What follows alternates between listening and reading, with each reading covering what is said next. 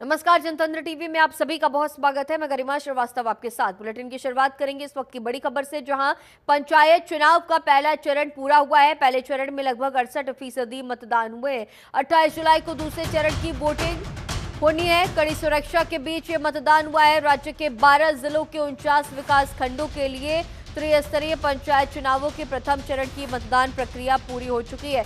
शांतिपूर्ण तरीके से ये संपन्न कराई गई है। पहले चरण में कुल 68% मतदान हुआ। इनमें 63% पुरुष और 73% महिलाओं ने अपने मत का इस्तेमाल किया है। इसके साथ ही 6049 पदों के लिए 17,829 प्रत्याशियों के भाग्य का फैसला मतपेटियों में बंद हो गया। प्रदेश में हरिद्वार को छोड़ शेष 12 जिलों में हो रहे पंचायत चुनाव में पहले चरण का मतदान हुआ है। 28 जुलाई को दूसरे चरण की वोटिंग होनी है। कड़ी सुरक्षा के बीच मतदान चल रहा है। पहले चरण में लगभग 68% मतदान हुआ है। पंचायत चुनाव का पहले चरण का मतदान पूरा हुआ है। कड़ी सुरक्षा के बीच ये मतदान पूरा हुआ। अब दूसरे चरण का ये मतदान, वोटिंग की प्रक्रिया 28 जुलाई को होगी।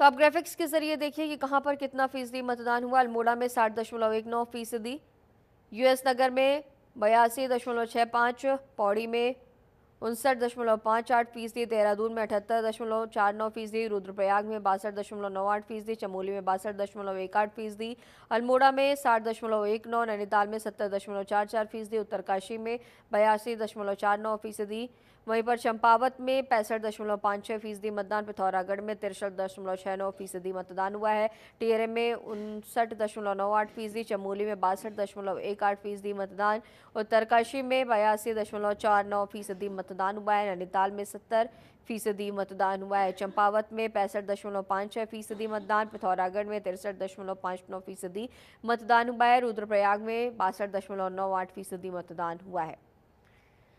तो उत्तरकाशी में 82.49% मतदान, बागेश्वर में 63.11% मतदान, यूएस नगर में 82.65% मतदान हुआ है। तो पंचायत चुनाव का पहला चरण पूरा हुआ है। 68% लोगों ने मतदान किया। और इसी खबर पर और भी ज्यादा जानकारी के साथ हमारे सहयोगी हरीश खनेड़ा हमारे साथ फोन लाइन पे मौजूद हैं। हरीश, कड़ी सुरक्षा के बीच पंचायत चुनाव का ये पहला चरण खत्म हुआ है और अब दूसरे चरण की तैयारियां की जा रही हैं। कितने फीसदी मतदान हुए, इसे लेकर के जानकारी दीजिएगा, और इसमें साथ ही साथ कितनी फीसदी महिलाओं ने, पुरुषों ने इसमें हिस्सेदारी निभाई है? गरिमा, बहुत जो चुनाव हुए हैं पहले चरण के उत्तराखंड में, और जिस तरह से अगर बात करें तो बहुत ज्यादा उत्साह तमाम महिलाओं में देखने को मिला है। और सबसे खास बात रही है कि सबसे ज्यादा जो महिलाएं हैं, 73% यहाँ पर जो महिलाएं हैं उन्होंने मतदान किया है। और छोटी सरकार को चुनने के लिए जिस तरह से महिलाओं में खासा उत्साह उत्तराखंड और कुमाऊं गढ़वाल में देखने को मिला है, उससे साफ जाहिर है कि कहीं न कहीं जो लोग हैं कितने जागरूक हैं। और साथ ही साथ अगर हम पुरुष परसेंटेज की अगर बात करें तो यहाँ पर जो 60% से ज्यादा जो पुरुष हैं उन्होंने भी मतदान किया है। सबसे बड़ी बात रही है कि अगर हम कुल मिलाकर के बात करें तो 68% यहाँ पर कुल मतदान हुआ है पहले चरण में। अब दूसरे चरण की अगर बात करें गरिमा, तो दूसरे चरण में 28 तारीख को जो है वो दोबारा यहाँ पर चुनाव होने हैं। 28 तारीख को दूसरे चरण का चुनाव किया जाएगा, जिसमें कि लगभग हम बात करें तो लगभग 40 से ज्यादा जो ब्लॉक्स हैं वहां पर चुनाव संपन्न किए जाने हैं। पहले चरण की अगर बात करें तो लगभग जिन जगहों पर चुनाव हुए हैं उनमें जो सुरक्षा के काफी पुख्ता इंतजाम यहाँ पर किए थे। और जिस तरह से मौसम की अगर बात करें तो मौसम को लेकर के भी काफी असमंजस की स्थिति बनी हुई थी, लेकिन उसके बावजूद भी बहुत बेहतरीन प्रदर्शन जो वोटर्स हैं उनमें देखने को मिला है। बहुत जो जागरूक हैं लोग इस समय पूरे पहाड़ी क्षेत्र में देखने को मिल रहे हैं। और साथ ही साथ जो लोग हैं उनकी खास तौर पर अपने गांव के, अपने क्षेत्र के विकास के मुद्दों को लेकर के उन्होंने मतदान किया है। अब देखना ये होगा कि जब रिजल्ट आएगा तो क्या कुछ निकल कर आएगा। लेकिन बहरहाल अगर हम पहले चरण की अगर बात करें, जहां पर लगभग जो 49 जो विकास खंड है वहां पर मतदान हुआ है, और लगभग अब दूसरे चरण की अगर बात करें तो 40 विकास खंडों में फिर से चुनाव होना है, दूसरे चरण का मतदान होना है, जिसको लेकर के प्रशासन की तरफ से तैयारियां की जा रही हैं। अगर फर्स्ट फेज की अगर बात की जाए तो लगभग यहाँ पर 68% मतदान कुल हुआ है। जी ठीक है हरीश, आगे भी आप हमारे साथ लगातार बने रहिएगा।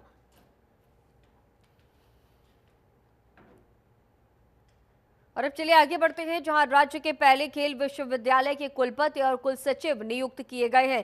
खेल विश्वविद्यालय को पहला कुलपति और कुल सचिव मिला है। अमित सिन्हा कुलपति बनाए गए हैं, वहीं आशीष चौहान को कुल सचिव बनाया गया है।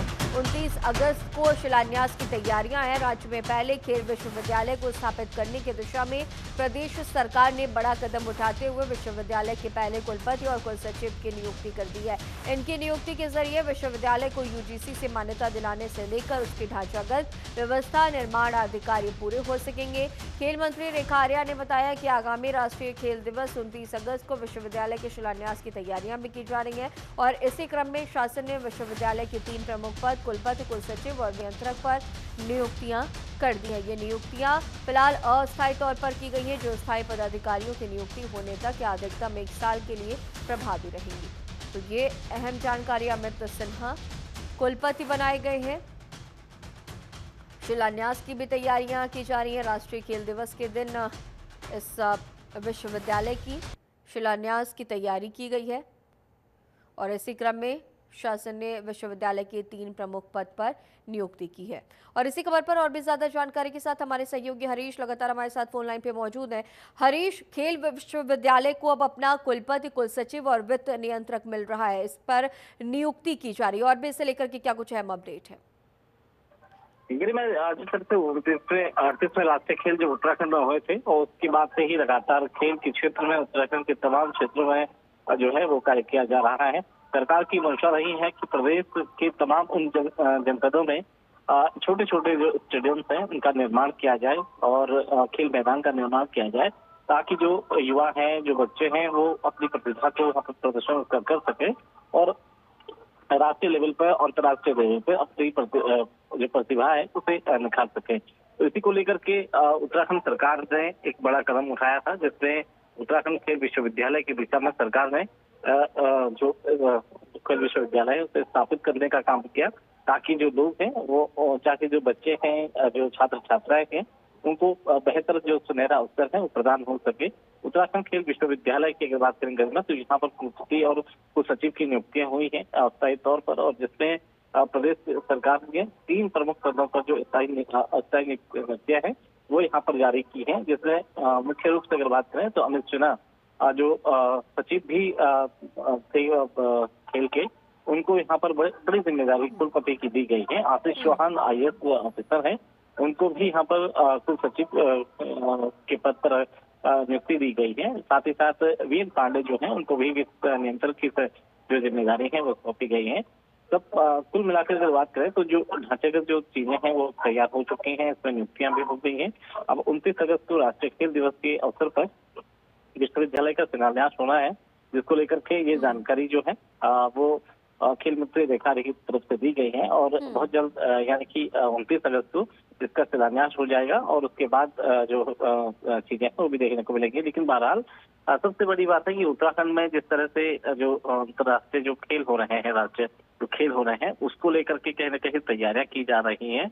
और इसी क्रम में क्योंकि मुख्यमंत्री पुष्कर सिंह धामी ने कहा है कि गढ़वाल और कुमाऊं दोनों ही रीजन में जो तमाम जो छोटी छोटी जो जगह हैं, ब्लॉक लेवल पर, तहसील लेवल पर, और उसके साथ ही ग्राम पंचायतों में भी जो छोटे छोटे जो खेल मैदान हैं उनका निर्माण किया जाएगा, ताकि जो बच्चे हैं, ताकि नौनिहाल हैं, वो अपनी प्रतिभा को निखार सकते हैं। ठीक है हरीश, आगे भी आपसे अपडेट्स लेंगे। फिलहाल तमाम जानकारियों के साथ बने रहने के लिए आपका बहुत शुक्रिया। पंचायत चुनाव में वोट डालने और मतदान संपन्न होने के बाद सीएम धामी का काफिला जब भारामल दर्शन के बाद पीलीभीत रोड से गुजर रहा था तो वाहनों ने अचानक ब्रेक लगाए। सीएम धामी सड़क किनारे भुट्टा भून रहे महात्म की ठेली पर रुके। काफिला देखकर महात्म भी चौंक गया। उसके लिए ये सब किसी सपने से कम नहीं था। सीएम धामी ने चिमटा हाथ में लिया और भुट्टे भूनने शुरू कर दिए। काफिले में मौजूद लोग और भुट्टे की दुकान का मालिक पूरा नजारा देखता रहा। भुट्टा भुना और पास में खड़ी एक वृद्ध महिला को थमा दिया। वृद्ध महिला का हालचाल भी जाना और इसके बाद उन्होंने खुद भी भुट्टे का स्वाद लिया। सीएम धामी स्थानीय उत्पादों को बढ़ावा देने और उत्पादों को मार्केट से जोड़ने के लिए लगातार प्रयासरत भी हैं। सीएम धामी ने कहा कि स्थानीय श्रमिकों और छोटे व्यापारियों की मेहनत ही राज्य की असली ताकत है। हर नागरिक के श्रम का सम्मान करना हम सभी का कर्तव्य है। उन्होंने युवाओं से भी आग्रह किया कि वे स्वावलंबन, उद्यमिता और स्थानीय उत्पादों को प्राथमिकता दें।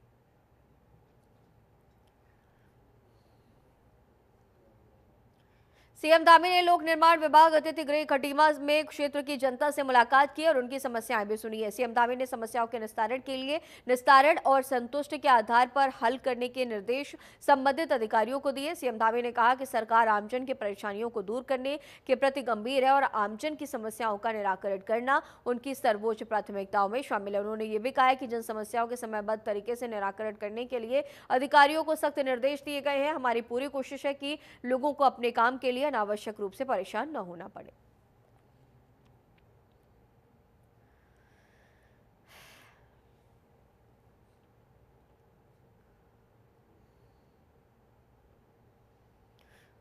मुख्य सचिव आनंद वर्धन ने सचिवालय में चंपावत में गोलज्जू देवता कॉरिडोर मास्टर प्लान के संबंध में संबंधित विभागों के अधिकारियों के साथ बड़ी बैठक की। इस दौरान मुख्य सचिव ने कहा कि गोलज्जू देवता कॉरिडोर मास्टर प्लान के लिए एंकर विभाग पर्यटन विभाग होगा। इसमें आने वाले कंपोनेंट के लिए संबंधित विभाग कार्यदायी संस्था होंगे।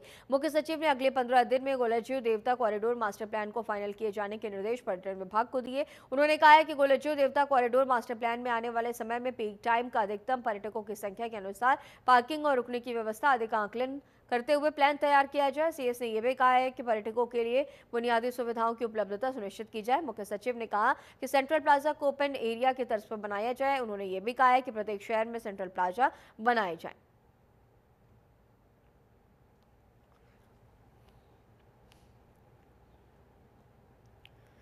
मुख्य सचिव आनंद वर्धन ने सचिवालय में शेल्फ ऑफ प्रोजेक्ट्स के संबंध में बड़ी बैठक की और इस दौरान मुख्य सचिव ने अपनी विभागों को अपने शेल्फ ऑफ प्रोजेक्ट्स को पीएम गति शक्ति उत्तराखंड पोर्टल पर अपलोड किए जाने के निर्देश भी दिए। बैठक में यह बताया गया है कि अभी तक 44 विभागों ने लगभग 15,000 करोड़ की लागत से 1020 शेल्फ ऑफ प्रोजेक्ट्स पोर्टल पर अपलोड किए हैं। मुख्य सचिव ने सभी विभागीय सचिवों को अपने प्रोजेक्ट्स की प्राथमिकता निर्धारित करने के निर्देश दिए। उन्होंने कहा कि सभी प्रोजेक्ट्स की स्क्रूटनी के लिए वित्त और नियोजन सहित प्रशासकीय विभाग द्वारा समीक्षा करते हुए स्वीकृति दी जाएगी और प्राथमिकता निर्धारित की जाएगी।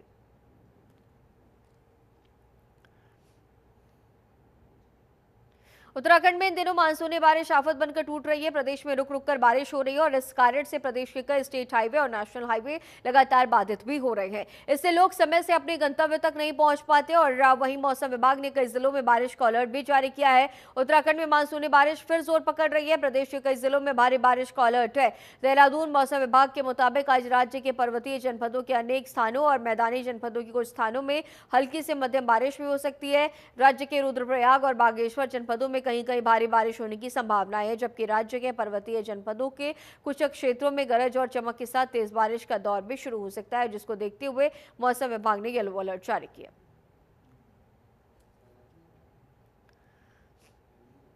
हरिद्वार में बुधवार को कांवड़ मेला समाप्त हो गया। हालांकि प्रशासन और नगर निगम के सामने कूड़े कचरे को साफ करना बड़ी चुनौती है। कांवड़ लेने के लिए हरिद्वार पहुंचे कांवड़िए शहर भर में हजारों टन कूड़ा छोड़कर गए हैं। यहां हर की पैड़ी, मालवीय घाट समेत तमाम गंगा घाटों और दूसरे रास्तों पर हर तरफ कूड़ा कचरा और प्लास्टिक की थैलियां नजर आ रही हैं। नगर निगम की ओर से कूड़े को उठाने के लिए विशेष अभियान भी चलाया जा रहा है। नगर निगम की टीमें शहर भर में पसरे हुए कूड़े को साफ करने में जुट गई है। नगर आयुक्त ने जानकारी दी कि कूड़ा उठाने के लिए एक्स्ट्रा मैन पावर भी लगाई गई है। 48 घंटे के भीतर हरिद्वार के सभी प्रमुख स्थानों से कूड़ा हटा दिया जाएगा। बृहद अभियान चलेगा कूड़े की सफाई में और जितने भी हमारे इंपॉर्टेंट घाट्स है, नगर निगम की कोशिश यही है, हमने पूरी टीम बना दी है और आज रात में कल मॉर्निंग तक मोस्ट लाइकली पूरे सारे जितने भी इंपॉर्टेंट घाट्स हैं, हमारे हर की पैड़ी क्षेत्र है और अन्य भी क्षेत्र हैं, सीसीआर के आसपास का जो भी एरिया है वो सारा साफ़ करने की हमारी कोशिश रहेगी। उसके अन्यत्र जो हमारे जहाँ पे हमारे मेन पार्किंग स्पॉट्स जैसे बैरागी था या पंदीप था, इन स्पॉट्स पे क्योंकि दुकानें कल हटेंगी, उसके बाद जो कूड़ा वो एक्सेसिबल नहीं होता, उसके बाद जो कूड़ा रहेगा वो कल हम लोग पूरा क्लीन कर देंगे। पूरी टीम्स लगा दी हैं, अलग अलग सुपरवाइजर्स बनाए हैं और इसमें जो हमारा मैन पावर पहले से चला आ रहा है वही 1000 मैन पावर को ही हमने उसको डिस्ट्रीब्यूट किया हुआ है, जो अगले 2 दिन में पूरी सफाई करेगी। अगर आपका ऋण वसूली से जुड़ा कोई मामला लंबे वक्त से अदालत में लंबित है तो अब आपके पास इस मामले को सुलझाने का एक सुनहरा मौका है। ऋण वसूली अधिकरण यानी कि DRT देहरादून में 2 अगस्त को एक विशेष लोक अदालत का आयोजन किया जा रहा है, जहां आपसी सहमति के आधार पर ऋण मामलों का निस्तारण किया जाएगा। ऋण वसूली अधिकरण यानी कि DRT के रजिस्ट्रार ने बताया कि ये लोक अदालत केवल देहरादून ही नहीं बल्कि उत्तराखंड के सभी जिलों और पश्चिमी उत्तर प्रदेश के 8 जिलों के लिए भी महत्वपूर्ण है। इस लोक अदालत में वो लोग भी शामिल हो सकते हैं जिनके मामले ऋण वसूली अधिकरण में विचाराधीन है।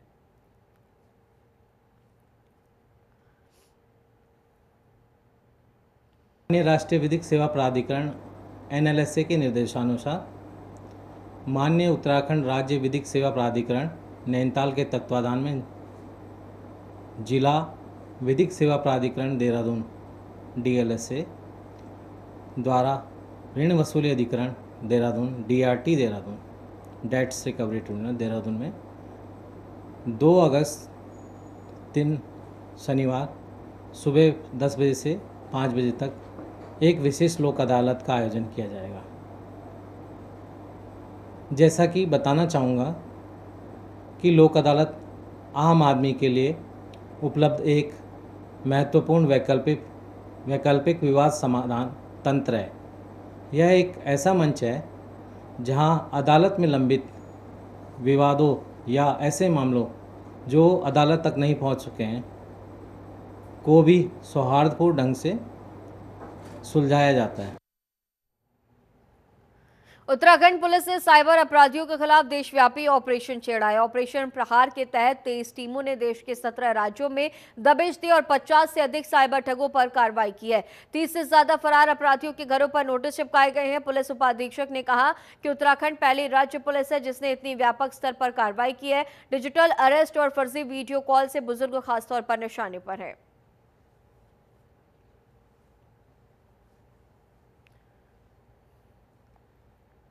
दर्शक हैं उन सभी को नमस्कार। और आपने बहुत अहम सवाल किया जागरूकता हेतु, जिसमें हमने देखा था कि पिछले साल डिजिटल अरेस्ट के काफ़ी मामले, काफ़ी शिकायतें हमारे अभियोग में पंजीकृत हुए थे। उस क्रम में हमारे माननीय प्रधानमंत्री जी ने भी मन की बात में ये बात रखी थी कि आप डिजिटल अरेस्ट या इस टाइप से ऑनलाइन सर्वेलेंस के जो स्कैम है उससे आप लोग बचिए। एंड उसके बाद काफ़ी ज़्यादा गिरावट आई थी जिसमें इस प्रकार के मामले रुक गए थे। परंतु इस साल जो हमने देखा कि इनिशियली डिजिटल अरेस्ट के उतने मामले नहीं आए, परंतु पिछले एक महीने में हमने देखा कि दोबारा डिजिटल अरेस्ट की कुछ शिकायतें आने लगी हैं जिनमें काफ़ी बड़ी बड़ी FIR हो रही हैं। और जैसे कि हमने 3-4 दिन में भी देखा कि जिसमें 1.5 करोड़ हो गए, 60 लाख हो गए, 25 लाख हो गए, 30 लाख हो गए, ऐसे लोगों ने डिजिटल अरेस्ट के स्कैम में देखा। और सबसे खास बात यह है जागरूकता हेतु कि इसमें जो एज ग्रुप है वो 60 ईयर्स प्लस है, कि सीनियर सिटीजन को डराया जा रहा है, धमकाया जा रहा है और पैसे लिए जा रहे हैं। और वो जो पैसे होते हैं वो अलग अलग शेल अकाउंट्स में, शेल कंपनियों में जाते हैं, म्यूल अकाउंट जिन्हें हम नॉर्मली कहते हैं। और उसके बाद उन पैसों को अलग अलग खातों में ट्रांसफ़र करने के बाद उनको यहाँ से निकाल लिया जाता है।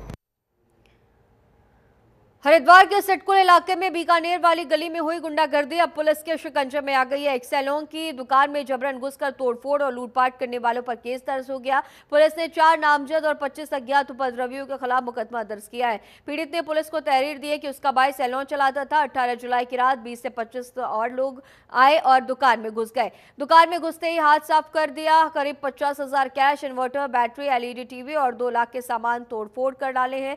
फिलहाल पुलिस CCTV फुटेज खंगाल रही है ताकि बाकी चेहरों की भी पहचान हो सके।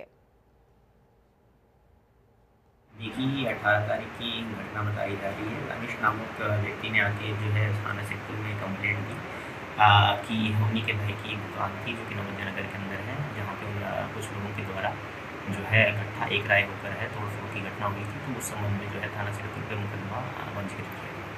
इसमें जो है लगभग 4 लोग जो है नामजद है, बाकी अज्ञात लोगों के खिलाफ मुकदमा दर्ज हुआ।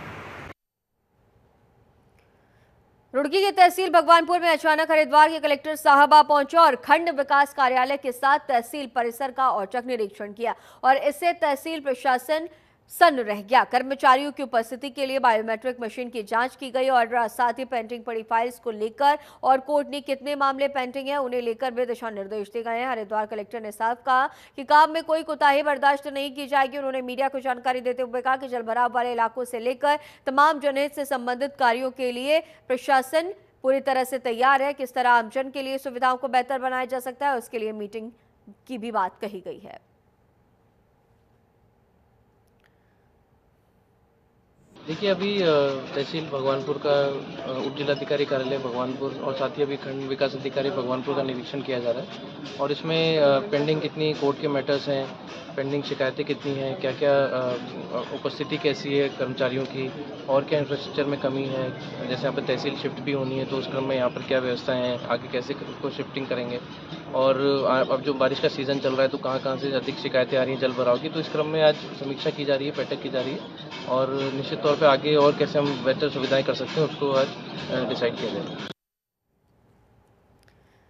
हरिद्वार में संपन्न हुआ कांवड़ मेला महिला स्वयं सहायता समूहों के लिए फायदे का सौदा साबित हुआ है और इसमें महिलाओं के उत्पादों की खूब बिक्री हुई है। 11 दिन की अवधि में स्वयं सहायता समूहों को 28 लाख रुपए की आमदनी भी हुई है। महिलाओं के उत्पादों की अच्छी बिक्री होने से स्वयं सहायता समूह से जुड़ी महिलाएं और अधिकारी भी संतुष्ट है। सीडीओ ने बताया कि कांवड़ मेले और कांवड़ मार्ग पर स्थान चिन्हित कर लगाए गए थे ताकि ज्यादा से ज्यादा लोग स्टॉल पर पहुंचकर जरूरी सामानों की खरीदारी कर सके।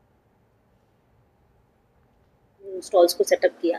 टोटल पूरे कांवड़ रूट में हम लोगों ने 59 स्टॉल्स लगाए थे जिसमें हमारी सीएलएफ जो हैं और जो एसएसजीज हैं उनके द्वारा स्टॉल्स लगाए गए और 21 तारीख की मैं अगर आपको सेल्स बताऊं तो 21 तारीख तक 28 लाख का फिगर जो है वो क्रॉस कर चुका है। तो बहुत ही अच्छी सेल्स हुई है और महिलाएं बहुत खुश हैं उनकी सेल्स से और एक नई ऊर्जा भी उनमें आई है और बिजनेस को और अच्छे से गहनता से लेने के लिए और बिजनेस से जुड़ने के लिए और भी महिलाएं जो हैं वो आगे आ रही हैं।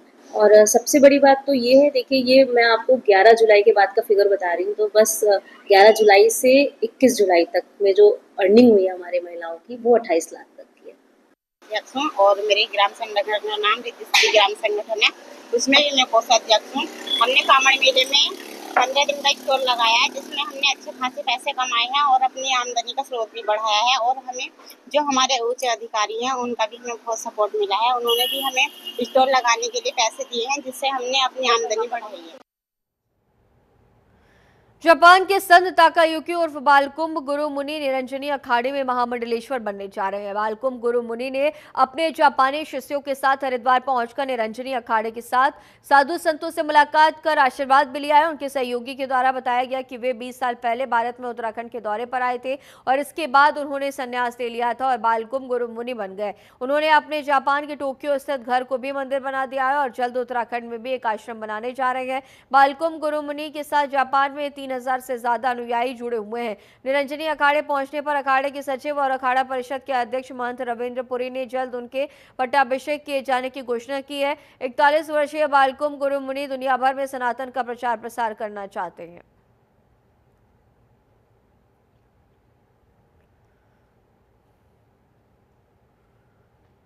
का आध्यात्मिक नाम है बालकुंभ गुरु मुनि और वो 10 साल की उम्र में किसी हिंदुस्तानी को जापान में मिले थे, तब से उनको हिंदुत्व या हिंदू के इंडिया के बारे में पता चला और अब ये 20 साल से हिंदुस्तान में आ रहे हैं। 100 बार हिंदुस्तान आ चुके हैं। सब ये पिलग्रिमेज जिसको बोलते हैं तीर्थ यात्रा के लिए ही आते हैं टूरिस्ट। ये जो लोग इनके साथ घूम रहे हैं इन्होंने ताजमहल किसी ने भी नहीं देखा बट सब शिव मंदिर देखे हैं। कि आपकी निष्ठा को देखकर मुझे बहुत अच्छा लगा और बहुत जल्दी हम आपको विद इन 2 मंथ्स हम आपको निरंजनी अखाड़े का महामंडलेश्वर बनाएंगे। परंपरा होती है, महाराज श्री को पहले जो भी इनके पास डॉक्यूमेंट्स है वो चेक किए जाएंगे। इनको यज्ञोपवीत आदि जो सनातन की परंपरा है वो पूरा इनको यज्ञोपवीत दिया जाएगा। इनकी शिखा काटी जाएगी, फिर इनका जो जन्य है यज्ञोपवीत उसका त्याग होगा। ऐसी हमारी पद्धति होती है। इनको विजय हवन संस्कार कहने का तात्पर्य है कि अपना जो कर्मकांड जो अपना हमने जो हम मरते हैं, हम कर्मकांड करते हैं वो सब हमें करना है। उसके पश्चात इनको जो है पट्टाभिषेक होगा, इनको महामंडलेश्वर का पत्र मिलेगा और इनका अभिषेक होगा महामंडलेश्वर के रूप में। यमुनोत्री धाम में देर रात से हो रही भारी बारिश से यमुना नदी के उफान से वायर क्रेट दीवारें क्षतिग्रस्त हो गई हैं। वायर क्रेट दीवारें क्षतिग्रस्त होने से मां यमुना के मंदिर पर खतरा बन गया है। साथ ही सुरक्षा के उपाय नहीं होने से यात्री जान जोखिम में डालकर स्नान कर रहे हैं। तीर्थ पुरोहितों का कहना है कि हम इस संबंध में हमने शासन प्रशासन से कई बार कहा है, लेकिन कहने पर भी संज्ञान नहीं लिया जा रहा और कभी भी कोई बड़ी घटना हो सकती है।